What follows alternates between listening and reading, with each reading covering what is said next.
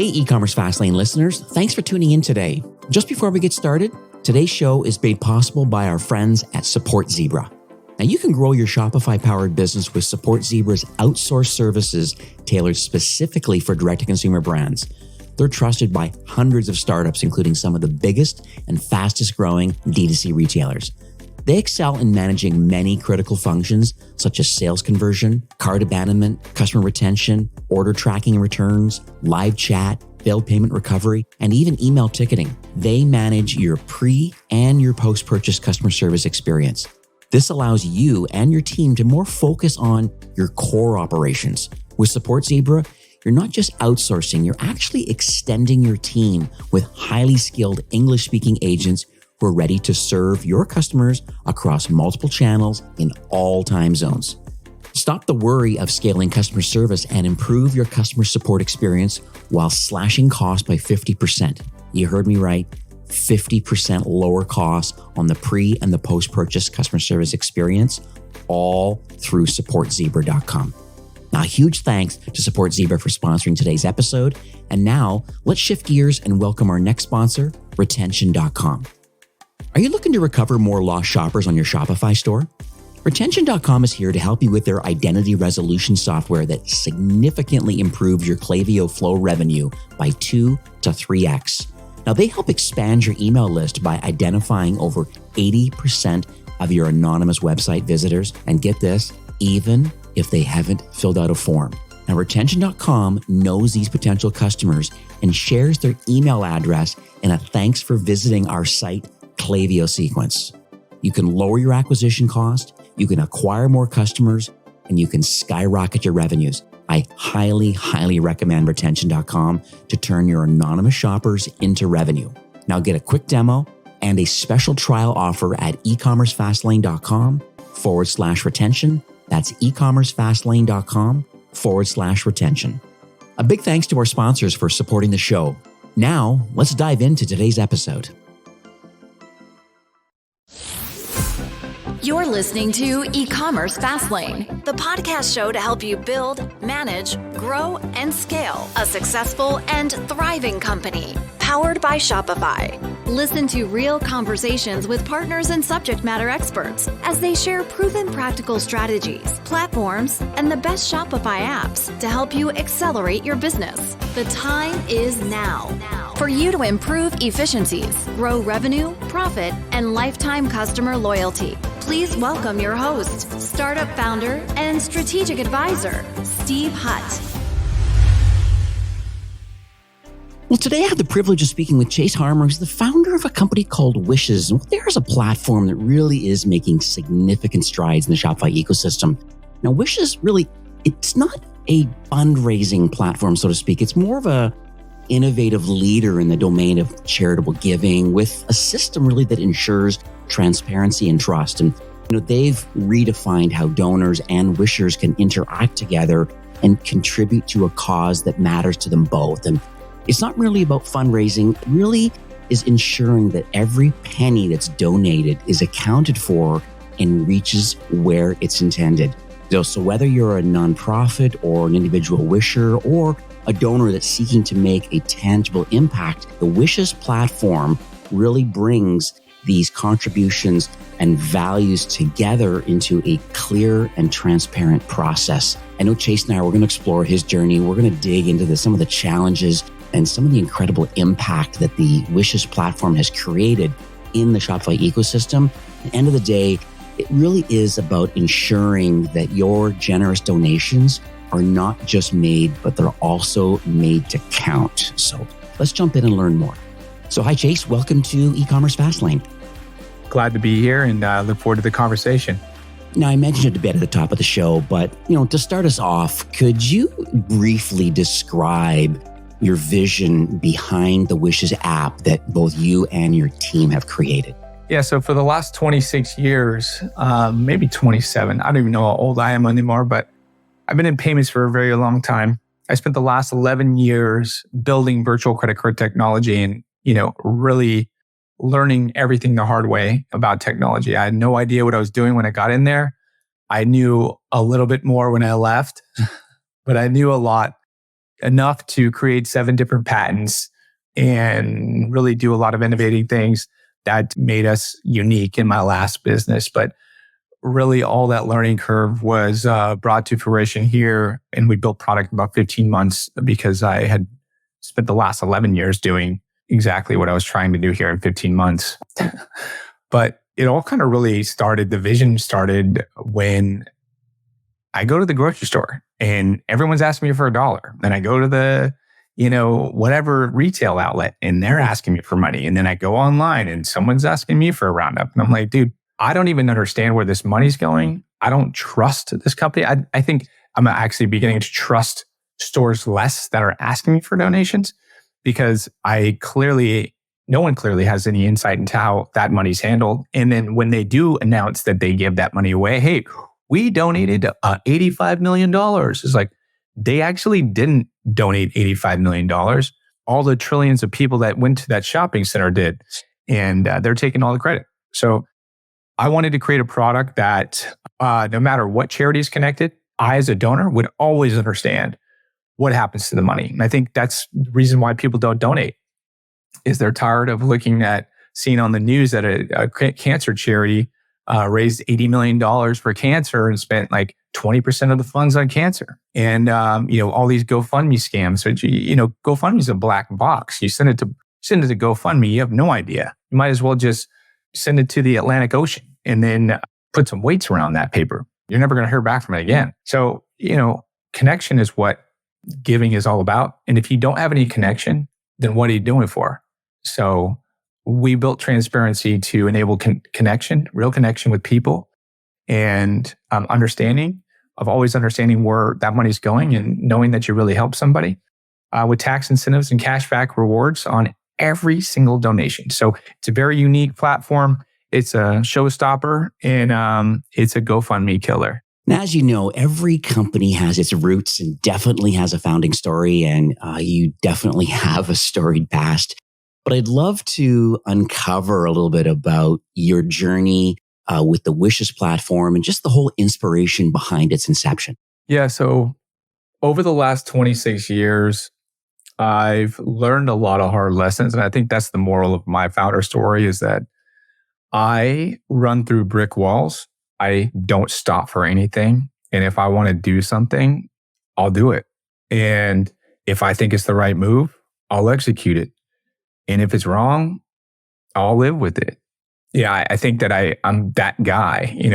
I take the good with the bad. And, over the last several years, there's been a lot of humbleness because of the fact when you're trying to innovate and do different things, you fail more than you win. And failing all the time is a fucking shitty feeling, especially when you're used to winning. But, I think ever since I started building technology in 2014, it's just like losing is part of the job. So I'm so used to it, but it's so frustrating and it sucks. But I can say that the losing that I did 11 years before at my last company, really just trying to make things work when it was really tough to do it. We did have an exit by the hair of my chinny chin chin, but with this company, I was able to build the platform that does card issuing, does all these different things. And I was able to do it all in 15 months. And that's only because I knew exactly what to do. I had all the right connections. I had all the right people. We had a great team. But that's all because I made a bazillion mistakes the first time and, spent millions of dollars trying to build something that just was not going to happen with the team that we had and the inherent problems with the underlying foundational tech. Essentially, it was a bunch of spaghetti in there. You can put some spaghetti sauce on that and put some meatballs, and you'll have a dinner. Basically, there's like 1,000,000 trillion lines of code leading, like the Winchester Mystery House, just lines of code leading up into the ceiling. And so I think it was just a bag full of hard lessons. And I think the School of Hard Knocks is actually a real school, and I live in that school. I think I'm the actual president, CEO, and secretary of the School of Hard Knocks. I have all the positions and I've played all the roles. And I think that's what's made me into the entrepreneur that I am today. I'm super resilient and Nothing phases me. The Empire State Building can fall over and it wouldn't bother me, especially because I'm in California and that's in New York. But you get the point. I'm built for this stuff and this is my founder story. And anyone that's a real founder that, has built real shit, that actually is trying to change things and willing to sacrifice and go for it all, that's definitely who I am and what I am at my core. Now, there's going to be people listening today that are like, hey, does my brand really need to have a charitable option baked into its checkout flow or part of its brand ethos? So I'd love to understand from your perspective about, should an e-commerce brand really be interested in wanting to have a charitable option for their business? The charitable giving space is a gigantic, astronomically large space, and it's about $2.6 trillion a year annually as of 21, I believe. And then there was which represented about 6% of the US GDP at that time. And it also represented about 10% of the US workforce. So I think what people don't understand is charitable giving is massive and it makes the world go round. Really, it's a huge part of our economy and our workforce. 10% is a gigantic piece. And the other reason why I got involved is because it's the Wild West online. If you go online, there's all kinds of stores using charitable organizations to get roundups. But are they actually giving that money to that charity?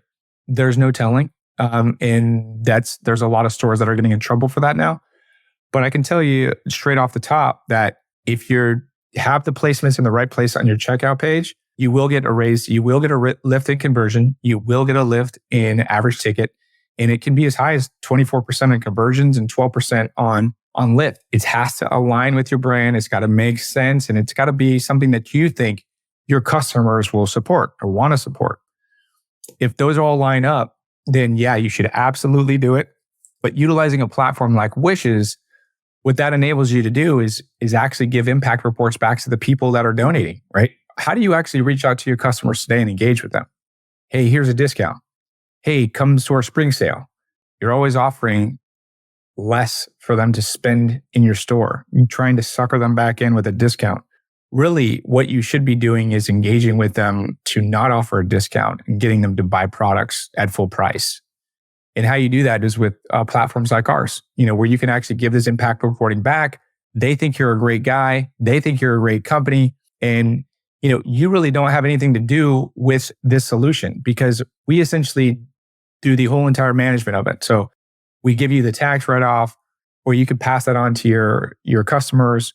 We give them the cashback incentives on every donation. And then we actually distribute those funds and we give you those impact reports back. So you have full control over the whole entire solution. And you really have a way to engage back with your clients to gain more traction in your business and make more sales without offering lower prices. So Wild West, massive space, those are the combined reasons. Now, if you search the Shopify App Store or go to Google, you're going to reveal some notable peers in this space. And given this, how does Wishes set itself apart? What's your MVP? What's the unique value that your platform brings to Shopify brands, maybe compared to the alternatives that are available? You're right, Steve. There is a bazillion companies inside of that app store. And with us launching on November 15th, we will be one that I think stands out. And the reason why is there's a couple reasons. First of all, the companies that are in there that are doing charitable donations that split transactions through Shopify, they're all none of them have actual real technology. They are all paper that is connected to Candid. And really, they have no insights into what happens to the cash. They don't offer any tax deductibility. They don't offer any incentives for customers to donate. And they'll never be able to offer transparency because they didn't actually build a real technology stack. I built a platform that will radically change the entire charitable giving industry. And that's not a statement, just throwing that out there. It's actually facts. When you as a donor have an option to donate directly to a charity, okay, A, or B, use Wishes, always understand what happens to the money after you donate, always get a cashback incentive when you donate, always earn a tax deductible event with every single donation you make. The choice is not a choice. The plugins that we offer, we also can bundle with payments because we are a payment platform. So we'd offer a deeper discount than Shopify to bundle it all together, but that's not necessary. But we are a full stack platform, real technology, real financial madness in the matrix going on behind the scenes. And we really do create additional value. And how we do that is through solving that macro transparency problem. And I repeat this again, but it's the ability to go and reach back out to your customers with that data, because even if they donated 50 cents, they don't care. They'd like to understand. You'd be surprised. 50 cents, $1 doesn't matter. We're just curious, like, what happened? Like, what are they going to send me? What is this report that they're going to give me? That's a reason for you to engage. And it's something that none other platform can provide. So in a sea of 8,000 apps, we're going to be the only one that is capable of providing transparency on every single donation, connect any charity, change it out, donate to a cause. It's always going to be validated, is always going to be truthful. We want to be seen as a source of truth, for charitable giving, for donors. We want to connect all donors to any charity that they want to go to. And we want to be the source of truth for that across the globe. Now, our listeners are deeply committed to driving growth and retaining customers. And, you have a very interesting vantage point. I would love to pick your brain a bit about some strategies or tactics that you would recommend for Shopify brands today that are aiming to enhance revenue, profit, and this lifetime customer loyalty. Building process is the single most important, overlooked, underrated, could be overrated thing that you can probably do to turn your business upside down in a good way. If you don't have process today, and you might think that you have process, but maybe you're the only one that knows it. And if that's the case, there is no process. There has to be a duplicatable, replicatable system to allow your business to scale. And the difference between the biggest companies that I've worked with and the little itty bitty guys that are hustling all the time, they're moving fast. Like, you see people move papers on their desk that look like they're working. It's like, you're not doing anything. You're just moving the papers around. There's a lot of business owners that move papers for a living every day, moving papers. Obviously, it's not just papers. And, you think your motion does not create revenue.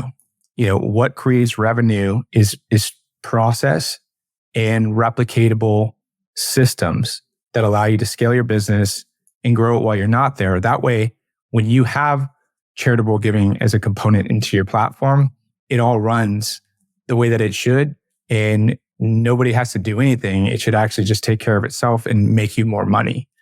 But the biggest thing that you can do for yourself is build process into your organization so you can scale and go to the beach. Now, our audience values real life success stories. I think it's really motivational. And, is there any way you could share a Shopify store's journey that they, some kind of challenge that they faced, and how your Wishes platform was very instrumental both in their brand ethos, maybe their growth and their reach?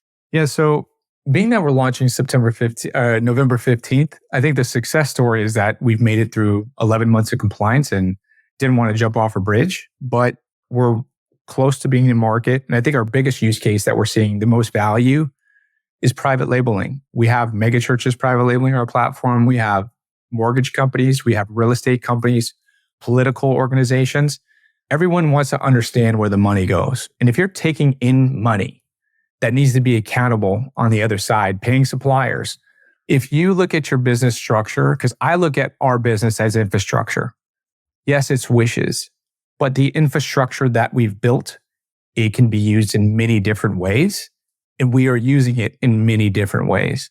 So although we have a strong use case that's going to disrupt charitable giving, and that's going to be our main focus, we are building our platform into many different organizations that see the value for their own business. And in the mortgage industry, we can move money pretty rapidly, faster than you can do it through ACHs. And it can all be done through cards.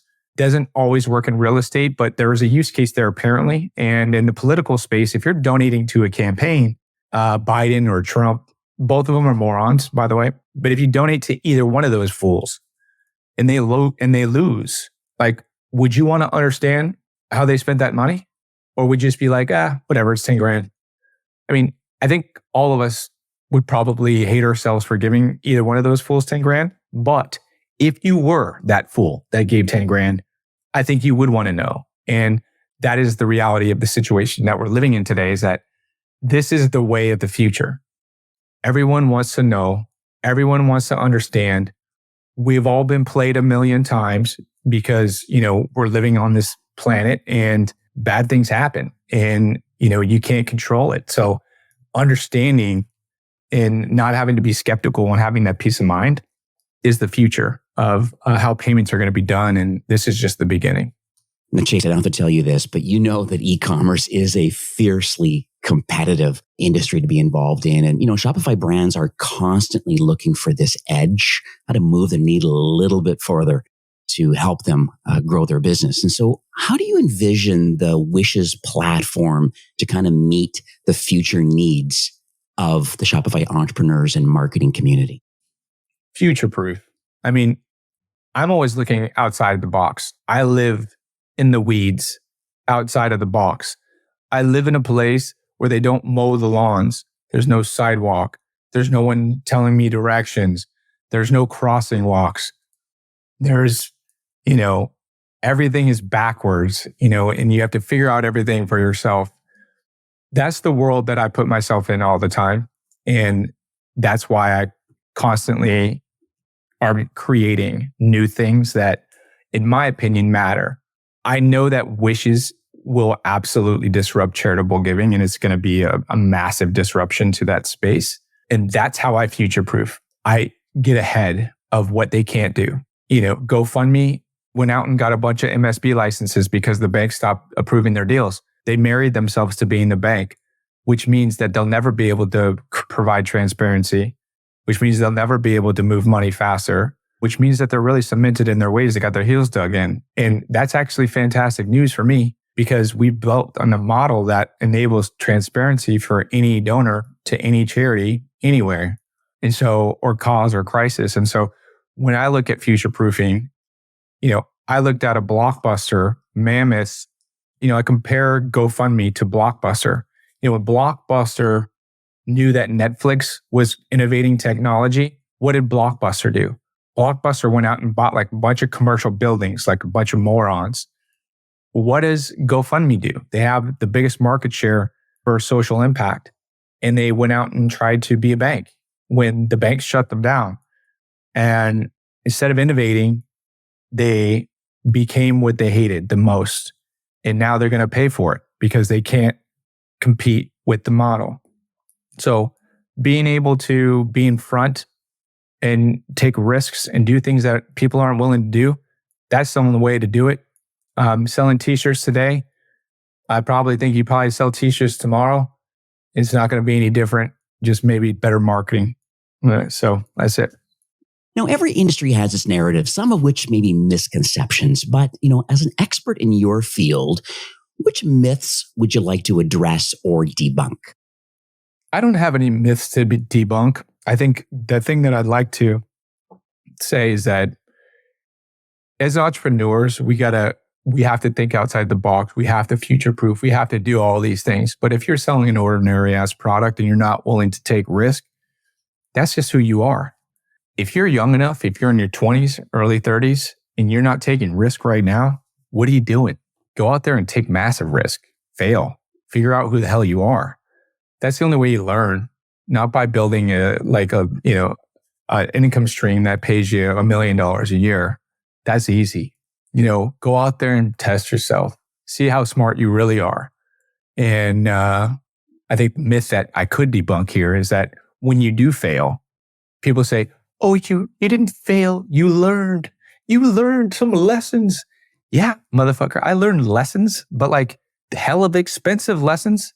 You want to be able to not learn so much. When you try to innovate and you're doing things that nobody's done before, you learn a whole hell of a lot, and it costs a whole lot of money. So I think the myth that I'd like to debunk is it doesn't ever feel good to learn. Even when you're sitting on that hill drinking your coffee and say, oh, I'm so glad that I learned that lesson. It's like, no, dude, you don't appreciate the lesson. You understand the lesson and you will always remember it, but you'll never appreciate it. Now, Shopify brands need partners who are both current and forward-thinking. Now, with your expertise, what can users expect from the Wishes solution both in 2024 and beyond? Like, are there any upcoming features or any updates that we can all look forward to? When we say future, when we're thinking like years 2024, I mean, I like to think in terms of sprints with my engineers because that's the only way that I can help control the outcomes. Even though I can't control the outcomes, they just happen when they do. I think that's the same thing with the products. We anticipate going hot and heavy into Shopify in 2024 with a much better product than what's in there currently. There's a few companies in there, but they're just taking market share while we're not there. We're going to do it all for free and we're going to wipe them all off the map. And my plan is to eliminate them all. And because we just have a far superior product and I can't stand to see them make money. At the end of the day, we really think that Wishes will be a transformative company that will break down barriers and allow people to trust and have trust in charitable giving again. And we're going to be on the march in 2024 doing massive marketing campaigns. So you're going to see a lot of Wishes. If you're not seeing Wishes now, you will be seeing it soon. And just click on our link so I can retarget you. Just kidding, but actually not kidding. At the end of the day, we'd love to have you guys. If everyone's listening here, you guys are all donors. You guys donate to something at some point to somebody. And it doesn't cost you anything to use Wishes. And you will always earn cash back and incentives, tax deductibility, and total transparency on what happens with the money. And that's something that nobody else can offer. And nobody else is even close to being able to offer. So the future, we are the future.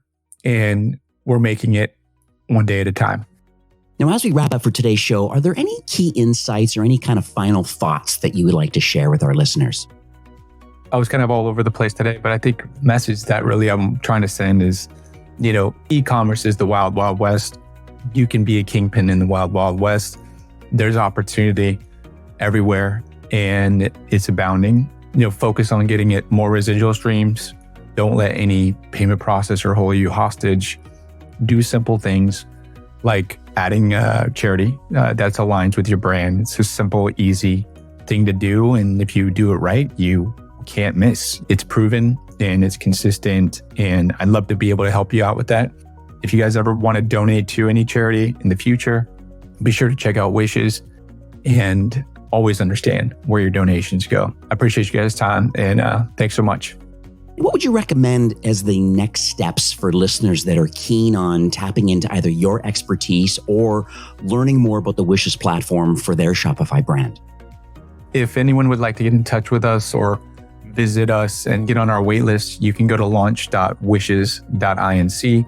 You can sign up for our waitlist there. If you would like to get in touch with me directly, you're trying to build a card program or you're trying to do something in payments and you want some advice, happy to help you there. You can reach me on LinkedIn or chase@wishes.inc. And if anyone's doing donations in the future, please make sure that you check us out. We won't let you down. And I don't think you'll ever use another platform again to make a donation for as long as you live. So this has been fun. I appreciate you guys' time and talk to y'all soon. Now, before we conclude for today, I recall that our early conversation, you were mentioning about a special treat for our listeners. And could you share some of the details of that exclusive offer? So we're giving away free trips, a 5-day, 6-night custom vacation. There's plenty of places that you can go. We can send you the link. You can fill it out yourself, check out all the locations. And that's just for registering on our wait list. You can get there at launch.wishes.inc. And if we were already launched by the time this comes out, then you can go ahead and send me an email to chase@wishes.inc. We'll get you that trip right out to you. And trust me, guys, if you've ever wanted to understand where your donations are going and wanted to earn some rewards in the process just for doing something that you're already going to do and the tax deductibility with transparency, we got the solution and it's super seamless, super easy, and I know you'll like it. So give me a holler, sign up for our wait list, and I'll see you guys on the other side. Now, Chase, I know you know this, but Shopify's mission really is to make commerce better for everyone. And it's clear that both you and your team are tightly aligned with that vision. And, your contributions to helping Shopify brands and the partner ecosystem are really quite impressive. And once again, thanks for sharing your expertise and your insights with our community today. It's been a genuine pleasure to have you on the show. Thanks for having me on the show, Steve. I'm excited about the opportunity to get into the Shopify ecosystem in 2024. I know that our product is going to be head and shoulders above and beyond the expectations of what's currently in the market. And I'm excited to work with all these e-commerce entrepreneurs and help them grow their business and increase conversion. So make sure that you guys get on the wait list to get that trip. And I look forward to working with y'all. Thank you. That wraps up today's episode of E-commerce Fastlane. A heartfelt thanks to you for being a loyal listener. This podcast really aims to arm you with the growth strategies, tactics, and the insider tips from the best in the Shopify ecosystem. And each episode is crafted to edge you one step closer to growing and scaling a wildly successful direct-to-consumer brand. Your investment of time in listening and learning is deeply valued. And knowing that you possess a growth mindset and are a constant learner is quite inspiring. And I truly appreciate your journey, whether you're a founder or marketer. So enjoy the rest of the week and keep thriving with Shopify.